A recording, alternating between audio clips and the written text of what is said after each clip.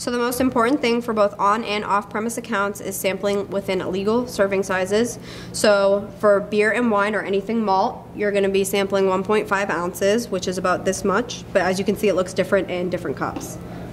Then we go over here for spirits. You're only going to want to sample 1/4 ounce, which is really just a tiny bit. You can feel free to bring your own pours, but it's important to know how to eyeball something like that. So this is an example of an off-premise promotion. You're gonna wanna arrive to the account 15 minutes early, and you're gonna wanna arrive appropriately dressed. Andrina and I are both examples of that. Sometimes you will have uniforms. For example, she has a Medalla t-shirt, and if not, you will be wearing all black. So for the setup, if you have giveaways, you can do a setup like that, make it very attractive for all the customers. If you don't have giveaways, you can always add more product to the table. So then the table, it doesn't look empty and it's still attractive to the customers. Yeah, you can always add different 6-packs, 12-packs, variety packs as long as they have the available varietal that you were supposed to be sampling, but we're going to try to stay away from any extra varieties that aren't listed as the main focus product. Yeah, so if you're sampling Corona Extra, Corona Light, and Corona Premier, it's very important that you know exactly which one is the focus of the promotion. Usually on the note of your confirmation email, you will find that, and you can buy either a 6-pack or 12-pack depending on the ones that the account has. And depending on also what your booking manager has told you.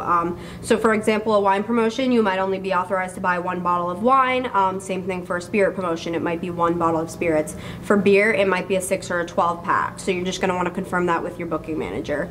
Your pricing is also important, so you're going to want to know the price of all available varieties so you can educate consumers, and you're also going to know where it's located in the store. Like we said before, it's important to have it on the table, that way you can easily pick it up and give it to a consumer so that they can walk right to the register with it, but knowing where it is in the store for a later date of purchase is great as well.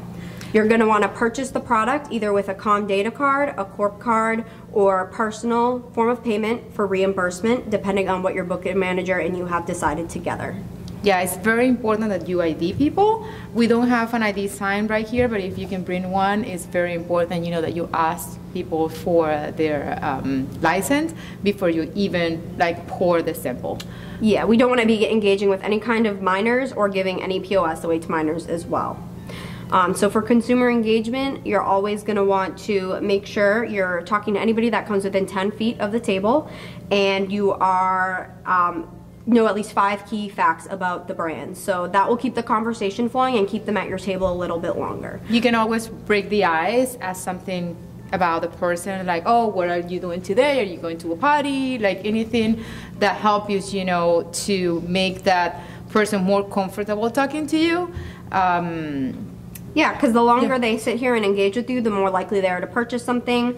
The other thing you're going to want to make sure you do is take photos of you with the consumer with the product. So for example, a consumer is always going to want to be holding the full 6-pack, 12-pack wine bottle, spirit bottle, or an example of POS. That's another great thing they can hold.